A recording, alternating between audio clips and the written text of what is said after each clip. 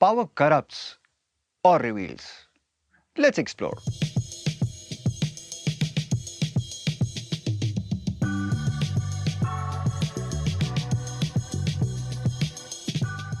Newspapers are full of stories of powerful people becoming corrupt.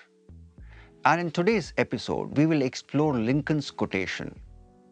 And the quote reads somewhat like this: "Nearly all men can withstand adversity, but if you want to test a man's character, give him power." Abraham Lincoln. In today's episode, we'll be exploring the relationship between power and character. Secondly, we'll try to understand the question how power impacts character. And lastly, the most important question, why power corrupts. Without getting into the definitions of the word power, let's explore the question, power corrupts. And when I talk about power here, we are talking about power of a public official. So the assumption here is office authority, power as office authority. Whenever a leader becomes corrupt, we always blame power. For example, Lord Acton said this: "Power corrupts and absolute power corrupts absolutely." And this whole notion of power corrupting was further reinforced by Philip Zimbardo's Stanford Prison Experiment. Now, that one experiment convinced a lot of psychologists that yes, power does corrupt. Power does go to people's head. Moving away from psychology, let's go to Roman history. If you look at Roman history, there was one Roman king who stands out. There are a lot of Roman emperors who stood out, but there was one specific Roman emperor who stood out for wrong reasons. That was Caligula. Now, when Caligula came to power, everybody looked towards him as a breath of fresh air. Why? Because before him, it was all era of executions, exile, corruption. So people looked forward to Caligula's rule. And initially, Caligula did not disappoint anybody.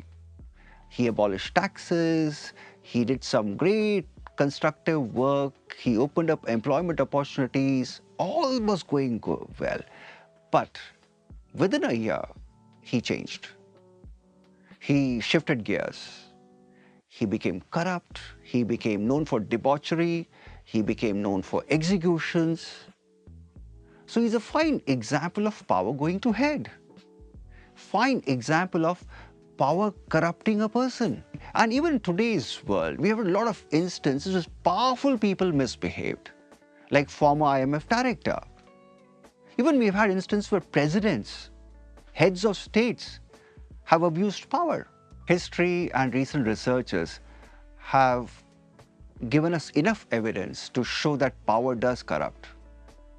And Foucault famously writes, "The dynamics of power can profoundly influence how we think.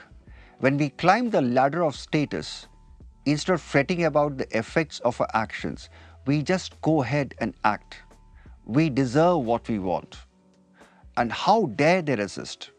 Don't they know who we are?" Now let's look at the other side. That power does not corrupt, power amplifies or power reveals.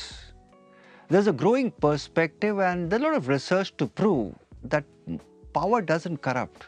Power only amplifies an individual's latent tendencies. Power only exposes who you actually are. When we were discussing that power corrupts, we used Philip Zimbardo's Stanford Prison Experiments to substantiate our perspective. Taking the same Stanford Prison Experiment forward, in the year 2007, two psychologists, they revisited the same experiment. And they went to the background of all the students who participated in that experiment and found out all the students who participated in those experiments had a previous history of narcissism, Machiavellism, aggression. And what actually happened was, when these students participated in the experiment only brought out their latent tendencies. The tendencies which they already had, that got exposed. So that's why now the new research conclusively proves that its power just amplifies what you have or what you are. It just gives you a way out.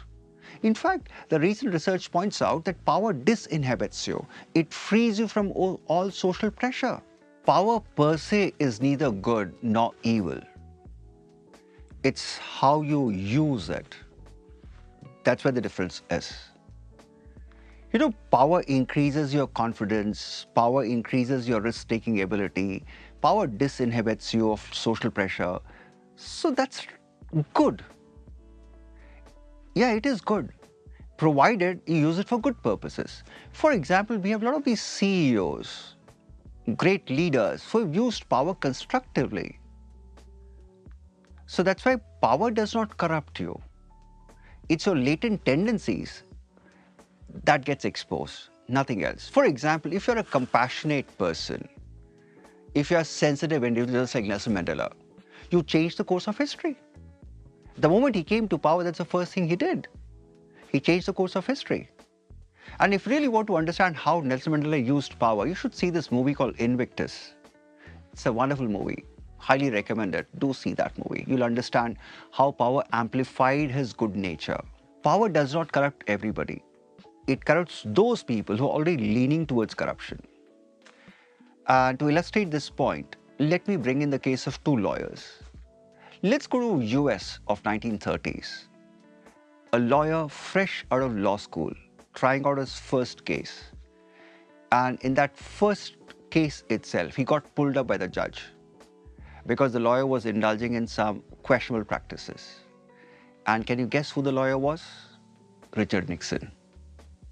Same person later became infamous for his corrupt presidency. So what power did was it only brought out what was latent in Nixon, a tendency to be corrupt. Staying in US, let's look at one more lawyer. Now this gentleman, this lawyer, he was running for Senate. And when he realized because of his running, it may split the vote.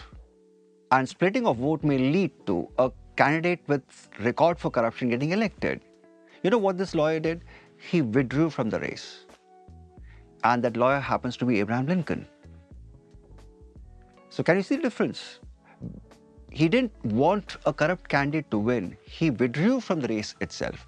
And later, when Abraham Lincoln became president, he had this lovely system of having an open house where he met common people for hours, for a couple of hours at least, just to listen to their problems. So what happened in the case of Abraham Lincoln was power brought out the best in him. As Lincoln's biographer noted, nothing discloses real character like the use of power. If you wish to know what a man really is, give him power. To conclude, even recent researchers have pointed out that power reveals, power exposes what you are. That's why even Abraham Lincoln said the same, that if you really want to test a man's character, give him power. Because power will bring out the best or the worst in the person. Now that was Lincoln.